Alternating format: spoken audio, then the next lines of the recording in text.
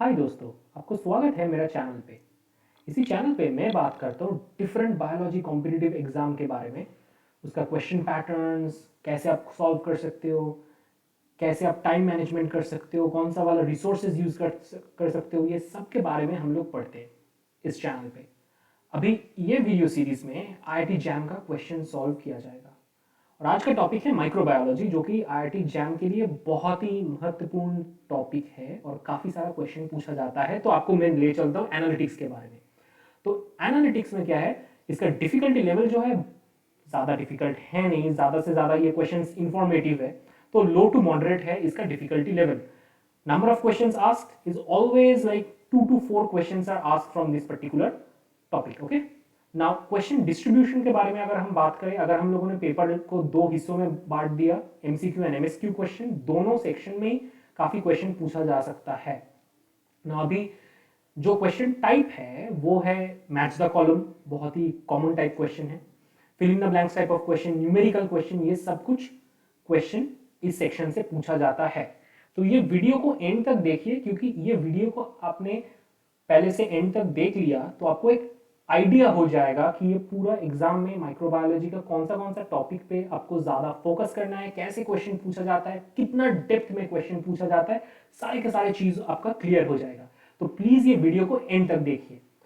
और इस वीडियो में इसके साथ साथ ही क्वेश्चन तो सॉल्व करेंगे, कुछ फ्रीक्वेंटली आस्क्ड क्वेश्चंस का भी आंसर ढूंढेंगे। जैसे आपका दिमाग में ये चल रहा होगा कि what are the best resources to study this topic, जो कि टाइम सेविंग होगा, मतलब आपको पूरा कॉन्सेप्ट ग्रास्प भी हो जाएगा लेकिन आपका टाइम भी ज्यादा वेस्ट नहीं होगा। कौन सा ऐसा रिसोर्स है, ऐसा कोई है क्या?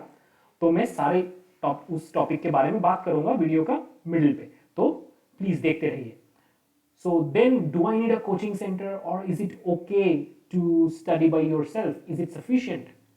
So उसके बारे में बात करेंगे and how to manage the time. तो चलिए सब्सक्राइब कर लेते हैं चैनल को और बेल आइकन को दबाना मत भूलना। सोशल मीडिया में मेरा वीडियोस को प्लीज शेयर कर दो, लोगों को फायदा होगा इससे। और अगर आपको अनअकैडमी ज्वाइन करना है तो you can use my code AP10, because इससे आपको 10% डिस्काउंट मिल जाएगा। मेरा लेक्चर्स भी अनअकैडमी में अवेलेबल है, आप वहाँ पे भी देख सकते हो। तो चलो गाइस, तो हम लोग बात करते हैं विच of the following statement is correct regarding mycoplasma. तो माइक्रोप्लाज्मा के बारे में अगर हम बात करें तो पहले ही बता दूं मैं आपको कि माइक्रोप्लाज्मा का स्पेसिफिक कोई शेप एंड साइज नहीं होता है। So basically this particular option is false. They could be resistant to lysis to osmotic shock. No, that is not possible, because कोई भी बैक्टीरिया हो जाए, osmotic disbalance करवा दो तो मतलब वो फट जाएगा, डेफिनेटली नहीं हो सकता है। They are not pathogenic to human, ये भी incorrect है, because there are certain mycoplasma which can infect human. Actually, this option is correct. Their growth is not inhibited by penicillin. थोड़ा सा देख लेते हैं पेनिसिलिन कैसे काम करते हैं, तो समझ में आ जाएगा ये ऑप्शन को ही हम लोगों ने क्यों चूज किया। ये क्वेश्चन पूछा गया IIT जैम BT 2018 में। ओके, तो अगर हमको पता है पेनिसिलिन कैसे काम करता है, तो पेनिसिलिन काम करता है ट्रांसपेप्टिडेज एंजाइम को ब्लॉक करके। Transpeptidase enzyme bacterial cell wall formation में बहुत इंपॉर्टेंट है। तो जो बैक्टीरिया का बहुत ज्यादा सेल वॉल है, पेनिसिलिन उस पर ज्यादा इफेक्टिव है। Such as gram positive bacteria के ऊपर पेनिसिलिन बहुत ज्यादा इफेक्टिव है। तो पेनिसिलिन इस सिचुएशन में जहां पे कोई सेल वॉल ही नहीं है कैसे इफेक्ट करेगा, राइट? तो ये होगा करेक्ट आंसर। तो उसके बाद एक क्वेश्चन पूछ लेते हैं, viral capsid are made up of morphological subunits known as capsomeres. One of the common capsomere is icosahedral. Now icosahedron, उसका ज्योमेट्री के बारे में पूछ दिया, उसका कितना फेसेट्स होता है, कितना वर्टिसेस होता है। तो ये ज्योमेट्री का क्वेश्चन है, ये एक्चुअली माइक्रोबायोलॉजी का क्वेश्चन ही नहीं है। तो बहुत ही इंफॉर्मेटिव है, अगर आपको पता है आइकोसाहेड्रॉन कैसे होता है तभी आप ये आंसर कर पाएगा। होता है ऑप्शन होगा बी। तो देखो ये एक आइकोसाहेड्रॉन है, आप काउंट कर सकते हो कितना फेसेट्स है। Actually 20 triangular facets and 12 vertices होता है। So it's a stereotypic geometry question, not even a microbiology question, but बहुत ही इंफॉर्मेटिव क्वेश्चन है, राइट? तो ऐसी इंफॉर्मेशन को अलग से आपको सॉर्ट आउट करके रखना है। उसके बाद देखेंगे कि match the following type of question, जहां पे यहाँ पे लोगों ने दिया है कि एक पर्टिकुलर क्वेश्चन पूछा है कि कॉलेरा टॉक्सिन, ये टॉक्सिन बहुत सारा दे दिया है और राइट साइड में दे दिया है वो टॉक्सिन का टाइप क्या है। तो जैसे हम लोग देख सकते हैं कि टिटेनस टॉक्सिन जो है, टिटेनस टॉक्सिन हमको पता है कि ये एक न्यूरोटॉक्सिन है, तो ये आपको पता चल गया, S = 2। तो एक नोन हैंडल आपको चाहिए कि आपको एक पता है, उसके बाद आप शुरू कर सकते हो। देखो यहाँ पे s इक्वल टू 2 आ गया, तो आप क्या करोगे, S2 ऑप्शन में देखोगे तो एक ही ऑप्शन है S2 में, तो यही होगा करेक्ट आंसर, राइट गाइस। तो ये बहुत ही आसान रहा। लेकिन ऐसे क्वेश्चन को कैसे टैकल करोगे, सच में बोलता हूँ ऐसे क्वेश्चन को टैकल तभी कर सकते हो जब को ये आपको ये इंफॉर्मेशन मालूम है। तो इसलिए मैंने बैक्टीरियल टॉक्सिन के बारे में एक इंफॉर्मेशन शीट डाल दिया है। सारे का सारे क्वेश्चन ऐसे ही पैटर्न में पूछा जाता है, तो ये आप ये स्क्रीनशॉट ले सकते हो। अगर आपको बैक्टीरियल टॉक्सिन के बारे में ज़्यादा से ज़्यादा जानना है तो आप क्या कर सकते हो, आई बटन पे क्लिक करो, बैक्टीरियल टॉक्सिन के बारे में अलग एक वीडियो बनाया हुआ है ना। अभी क्या करूंगा मैं, थोड़ा थोड़ा ये जो ऑप्शन में जो टॉक्सिन के बारे में बताया गया है वो मैं आपको बता देता हूँ। पहले बताया गया है कॉलरा टॉक्सिन के बारे में, टिटेनस टॉक्सिन के बारे में, तो देख लेते हैं ये क्या है actually. So basically guys, cholera toxin क्या होता है, एबी टॉक्सिन होता है, 2100 टॉक्सिन, वो सीक्रेटेड होता है। सो एबी टॉक्सिन क्या करता है, A part of the AB toxin ADP ribosylase कर देता है जी प्रोटीन को। अभी जी प्रोटीन को एडीपी राइबोसाइलेज कर देगा तो क्या होगा, ये जी प्रोटीन कॉन्स्टिट्यूटिवली एक्टिव फॉर्मेट में लॉक्ड हो जाएगा। अभी ये बहुत ज्यादा साइक्लिक एएमपी प्रोड्यूस करेगा, जिसके वजह से पीकेए एक्टिविटी बहुत ही बढ़ जाएगा और एक क्लोराइड आयन चैनल खुल जाता है इंटेस्टिनल एपिथेलियल सेल्स में, जिसके वजह से मैसिव क्लोराइड लॉस होता है। एंड एज अ रिजल्ट क्या होता है, बहुत ज्यादा वाटर भी लॉस हो जाता है इंटेस्टीन से। तो इसके लिए कॉलेरा में डायरिया देखा जाता है।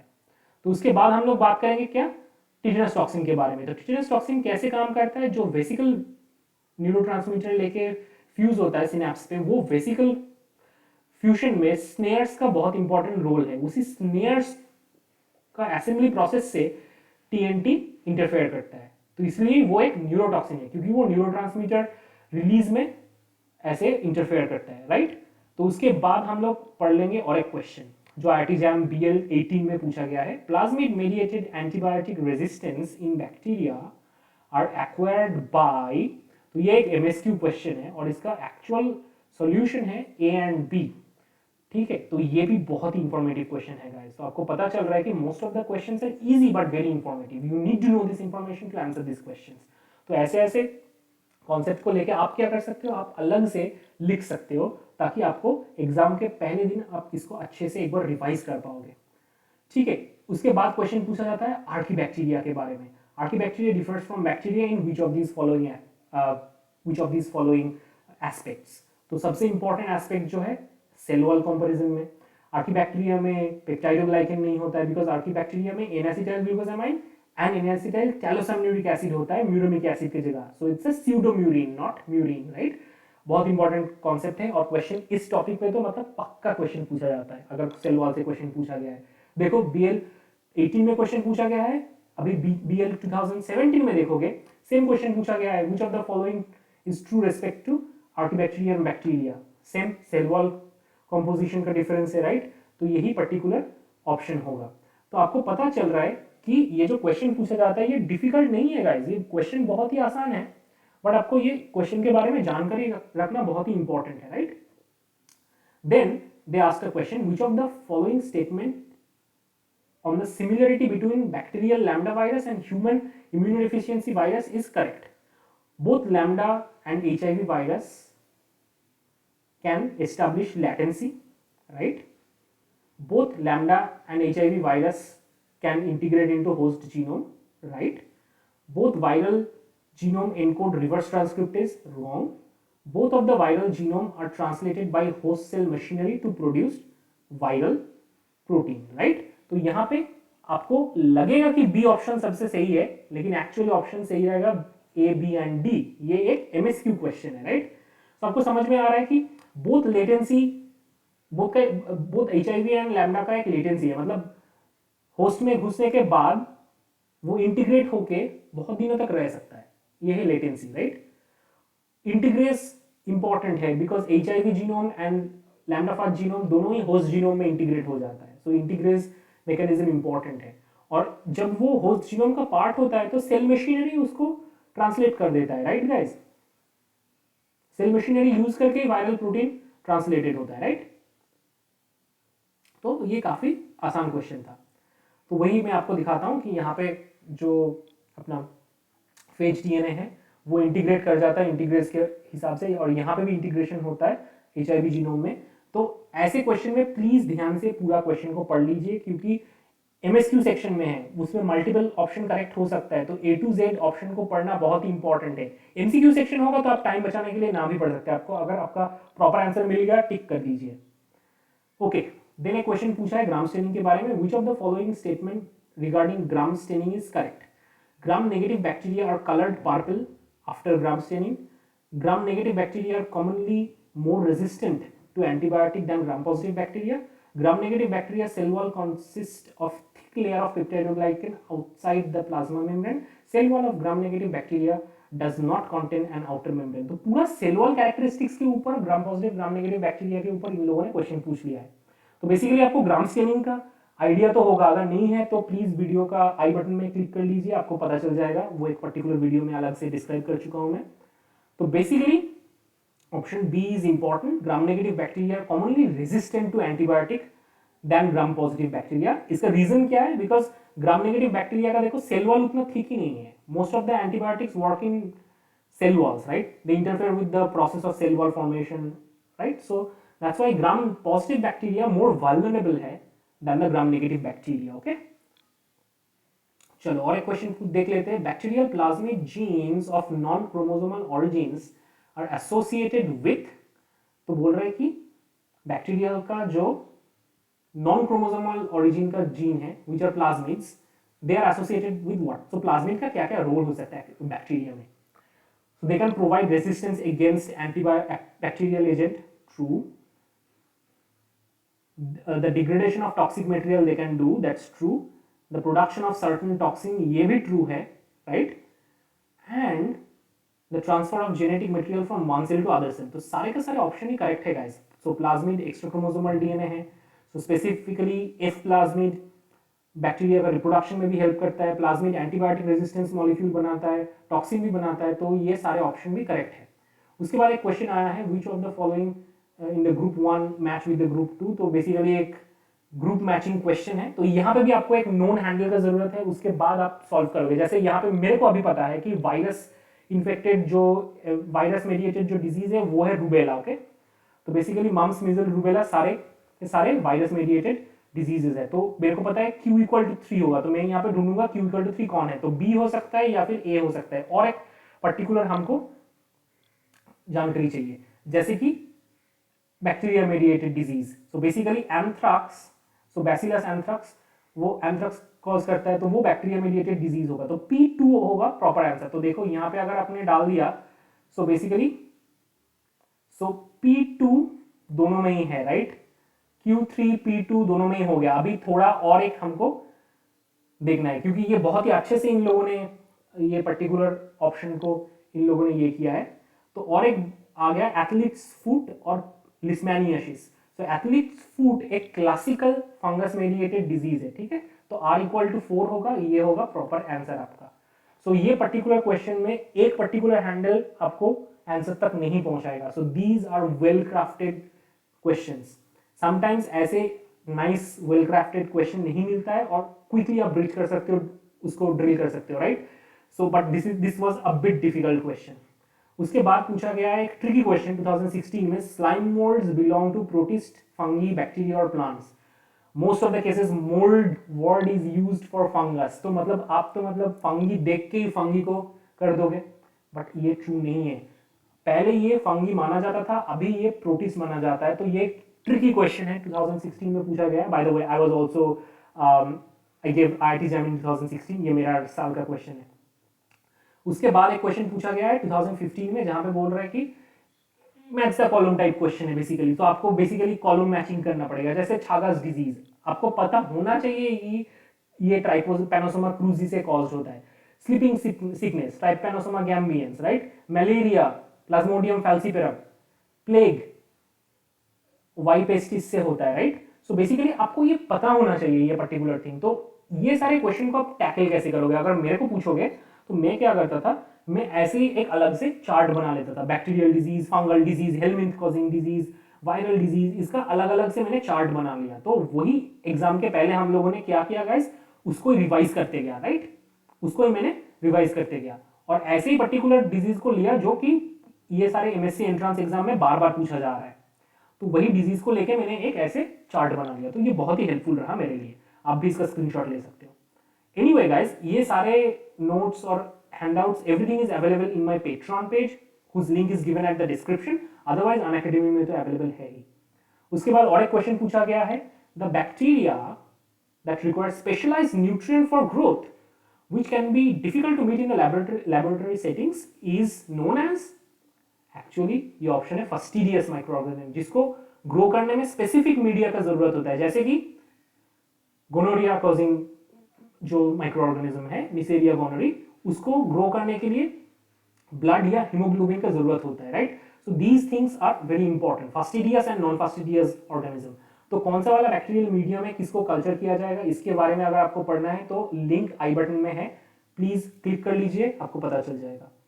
Okay, bacteria at the species level can be identified by, बहुत सारे एग्जांपल दे दिया है, ग्राम पॉजिटिव और ग्राम नेगेटिव बैक्टीरिया इतना डेप्थ तक नहीं क्लासिफाई कर पाएगा। स्पीशीज कैसे बताएगा, वो जस्ट एक प्रॉपर्टी के बेसिस पे वो बोलेगा ग्राम पॉजिटिव है कि ग्राम नेगेटिव है। इलेक्ट्रॉन माइक्रोस्कोपी उसका स्ट्रक्चर बताएगा, लेकिन उसका स्पीशीज को कैसे आइडेंटिफाई करेगा।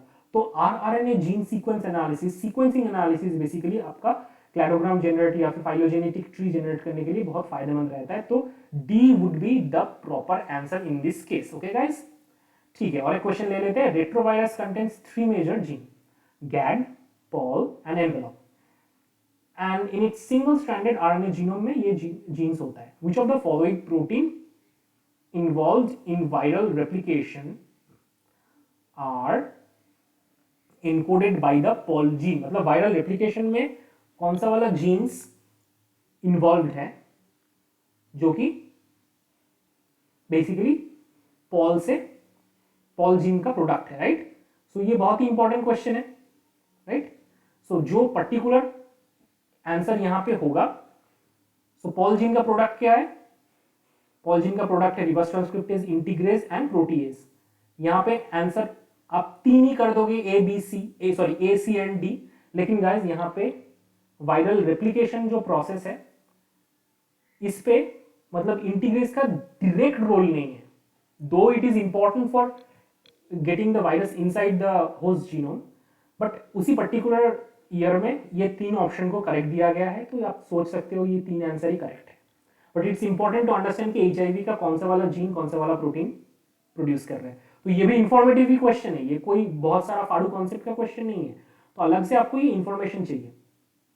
तो चलो, अब काफी सारे क्वेश्चन तो बात कर लिए इस वीडियो में, मैथमेटिकल क्वेश्चन के लिए अलग से एक वीडियो बनाऊंगा। तो फ्रीक्वेंटली आस्क्ड क्वेश्चन का आंसर करते हैं, what are the best resources for this topic, right. यही आपका क्वेश्चन है, राइट।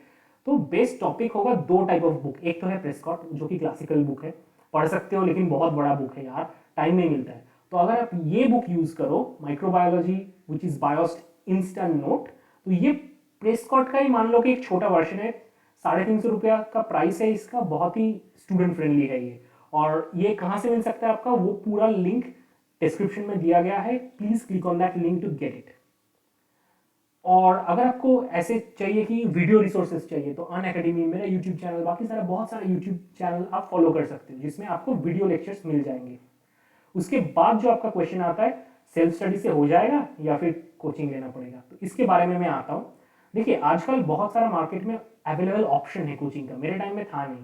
तो अभी आप सोचोगे कि हाँ मैं जाऊँगा कोचिंग क्लास में, बहुत ज़्यादा पैसा चला जाएगा, हेडेक आ जाएगा, भाई ये इतना पैसा मेरे पास है ही नहीं। तो मैं बता दूँ guys, you can really afford Unacademy, because Unacademy बहुत बहुत ज़्यादा सस्ता है। मैं खुद पढ़ाता हूँ इसलिए मैं जानता हूँ, क्योंकि 1 महीने में सारे एडुकेटर्स का लेक्चर्स अगर आपको सुनना है तो आप 1800 रुपया में ही सुन सकते हो 1 मंथ के लिए। और अगर आपने 12 मंथ के लिए ले लिया तो 800 रुपीज पर मंथ, मतलब पर क्लास। एक एडुकेटर अगर 24 क्लास लेता है 1 महीने में, तो पर क्लास का प्राइस होगा 50 रुपया से भी कम, मतलब आपका जो वीकली फास्ट फूड का बजट है उससे भी कम, राइट। इतना सस्ते में आपको कौन देगा, राइट। तो ये बहुत अच्छा है। अगर आपको अनअकैडमी ज्वाइन करना है तो मेरा कोड AP10 भूलिएगा मत, आपको 10% और डिस्काउंट मिलेगा। एनीवे गाइस, लास्ट क्वेश्चन पे जहां पे आते हैं हम कि कितना टाइम मैनेजमेंट हम कर सकते हैं, कैसे टाइम मैनेजमेंट हम कर सकते हैं, उसके लिए ये इंपॉर्टेंट है। क्योंकि कब क्या होता है, हम लोग पढ़ते जाते क्वेश्चन सॉल्व नहीं करते, तो वही प्रॉब्लम होता है। तो इसलिए मैं आपको जो पर्टिकुलर टिप्स देना चाहता हूँ वो क्या है, जैसे ये पर्टिकुलर सेक्शन को आप पकड़ लीजिए, माइक्रोबायोलॉजी। तो उसका प्लानिंग कैसे करना है? आपने देखा सबसे ज्यादा क्वेश्चन पूछा जा रहा है bacterial cell wall characteristic, archaebacteria, eubacteria, इसके ऊपर, तो वो सबसे इंपॉर्टेंट है, आपने नोट कर लिया एनालिटिक्स देख के। तो अभी अब जब पढ़ोगे बुक को ब्लाइंडली नहीं पढ़ोगे, आप एक एक टॉपिक वाइज पढ़ोगे और specific amount of time devote करोगे। तो ये एक पर्टिकुलर प्लानर मेरा हिसाब से मैंने जो यूज किया था आपको दे दिया, 1 वीक या 1.5 वीक में आप बहुत अच्छे से रिवाइज कर पाओगे ये पूरा माइक्रोबायोलॉजी का पार्ट। तो अगर आपको ये वीडियो यूजफुल लगा, don't forget to like share and subscribe. Please let me know in the comment आपको कैसा वीडियो चाहिए और आपको ये वीडियो कैसा लगा। Thanks for listening guys, thank you.